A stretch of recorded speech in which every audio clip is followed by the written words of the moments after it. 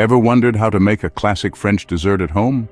Today, we're making cream and chocolate mille-feuille, a delightful treat that's simpler than it looks. This elegant dessert begins with a humble but essential ingredient, puff pastry. Whether you've made your own or decided to go with store-bought, the process remains the same.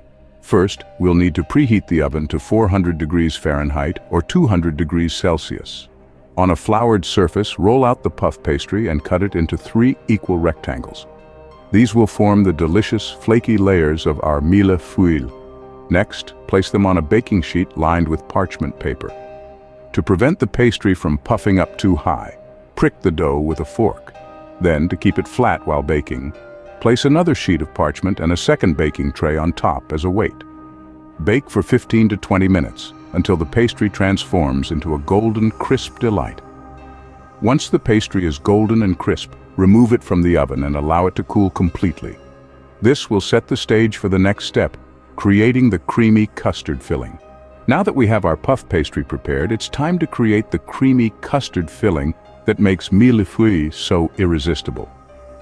This custard, also known as pastry cream, is a delightful blend of simple ingredients: whole milk, egg yolks, granulated sugar, cornstarch, vanilla extract, and a touch of unsalted butter.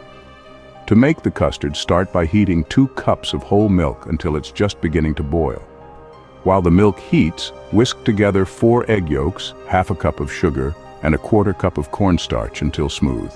The key to a creamy custard is tempering the eggs, which involves slowly pouring the hot milk into the egg mixture while whisking constantly.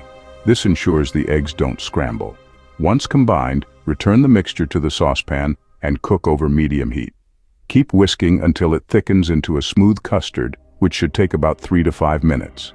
Stir in a teaspoon of vanilla and a tablespoon of unsalted butter for extra richness.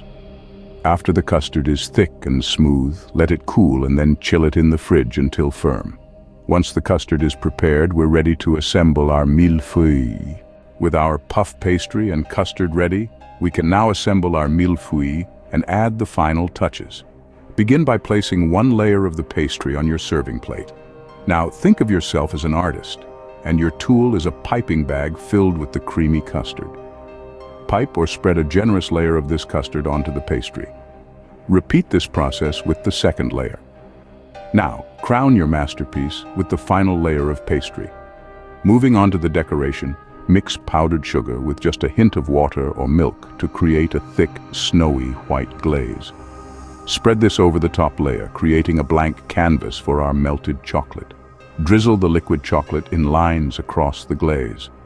To create a marbled effect, take a toothpick and gently drag it through the chocolate lines.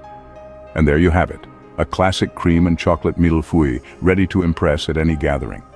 Remember, while it may seem complex, by following these steps, you can create this French classic in your own kitchen.